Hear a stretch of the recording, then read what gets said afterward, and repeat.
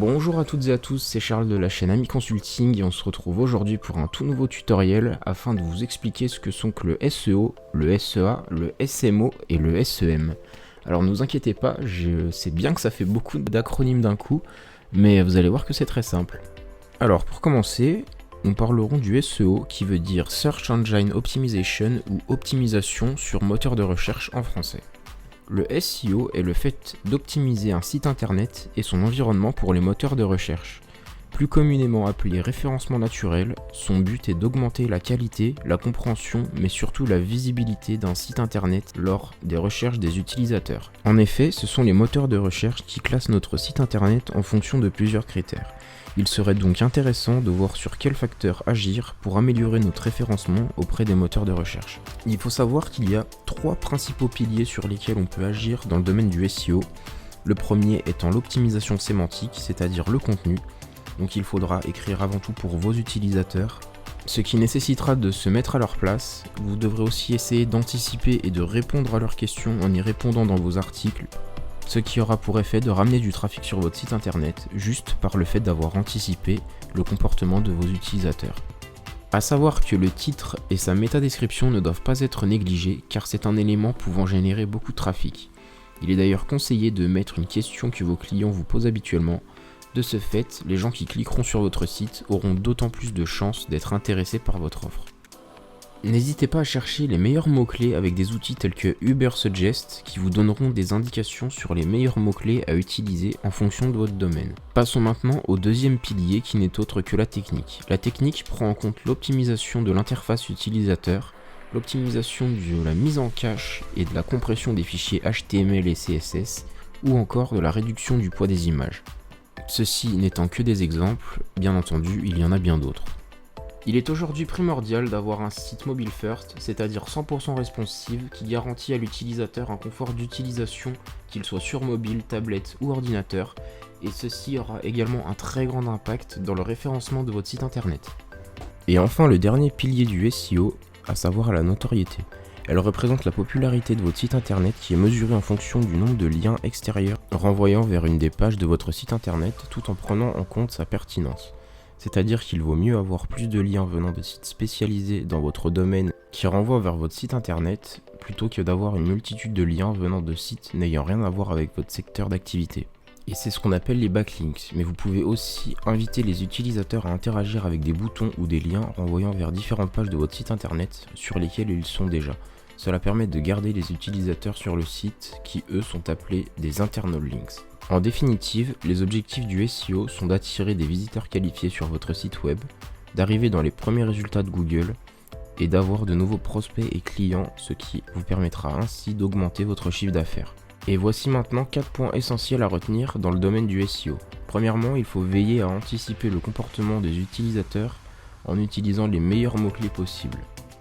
Il faut également avoir un site 100% responsive, c'est-à-dire compatible avec une utilisation mobile et tablette. Il faut également utiliser des backlinks et des internal links pour multiplier la connectivité de votre site et bien choisir le titre de son site et la métadescription, notamment en y mettant des questions pouvant répondre à des interrogations de vos utilisateurs. Pour conclure sur le SEO, on peut dire qu'il est gratuit, qu'il augmente votre trafic, qu'il fait venir des visiteurs qualifiés et qu'il augmente votre taux de conversion, mais en revanche, il est très chronophage et implique des résultats basés sur le long terme. Maintenant, parlons du SEA, appelé Search Engine Advertising ou faire de la publicité sur les moteurs de recherche en français.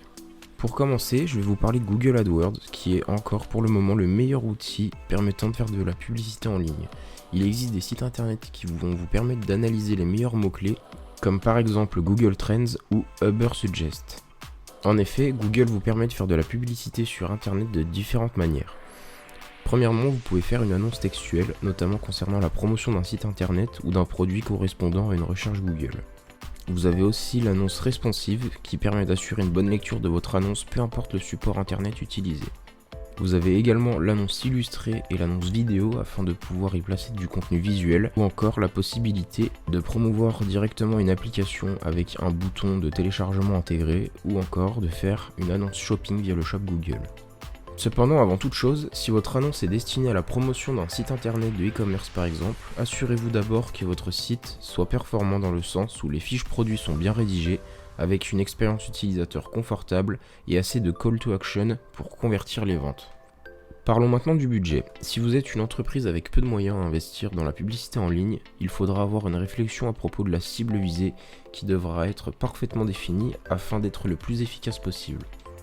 Mais ce n'est pas parce que vous mettez peu d'argent que ça ne fonctionnera pas, bien au contraire, il vaut mieux avoir de petits résultats au début et affiner sa stratégie au fur et à mesure que de mettre beaucoup d'argent dans une stratégie peu ou pas efficace. Au final, peu importe le budget, tout réside dans la stratégie mise en place. Passons maintenant au ciblage. Vous pourrez alors trier les gens qui vont voir votre annonce en fonction de leur localisation géographique, ce qui peut être très utile si vous ne faites pas de e-commerce et que vous êtes en point de vente physique. Un autre critère de sélection peut être la langue parlée, car en effet, si vous faites du e-commerce et que votre site n'est qu'en français, vous ne serez pas intéressé par les clientèles non francophones. Vous pouvez également utiliser les mots-clés décrivant votre produit ou service. En revanche, il faut savoir que certains mots-clés sont plus compétitifs que d'autres, ce qui fera ainsi varier leur prix et donc aura un impact sur votre budget. A savoir que vous pouvez également supprimer des mots-clés qui auraient été dans la recherche d'un client, à savoir pas cher ou gratuit par exemple. Pour conclure, le SEA va répondre à des enjeux court terme, augmenter votre trafic et la notoriété de votre site internet, augmenter votre chiffre d'affaires, mais il est payant et demande un bon ciblage pour être efficace. Parlons maintenant de la Social Media Optimization qui n'est autre que l'optimisation des réseaux sociaux. Pour commencer, qu'est-ce que c'est ? Alors l'optimisation des réseaux sociaux vise à chercher la performance et l'interconnectivité des moyens de communication et de vente de l'entreprise. Par exemple, parlons du site web. Celui-ci doit être pensé pour permettre et développer une viralité du contenu sur les réseaux sociaux. C'est-à-dire qu'il faut des boutons de partage, des boutons j'aime et plein d'autres afin que la communauté puisse interagir et créer un engouement autour de votre publication qui pourra ensuite être republié sur vos différents réseaux sociaux. On doit aussi pouvoir être capable d'être redirigé sur nos réseaux sociaux depuis notre propre site internet sans pour autant obliger le client à quitter le site internet. Et ce principe doit s'inverser des réseaux sociaux au site internet. C'est-à-dire qu'il est bien de publier des articles venant du site web sur nos réseaux sociaux, par exemple avoir le lien de notre site internet sur notre chaîne YouTube, ce qui permet de multiplier les liens renvoyant vers notre site internet depuis l'extérieur, ce qui aura pour effet de favoriser le référencement du site. Pour finir, il est très important de s'adapter à ces différentes plateformes afin de comprendre les différents algorithmes. Il faudra aussi avoir conscience que chaque réseau social a son propre type d'utilisateur et que c'est donc un facteur à prendre en compte lors des différentes stratégies.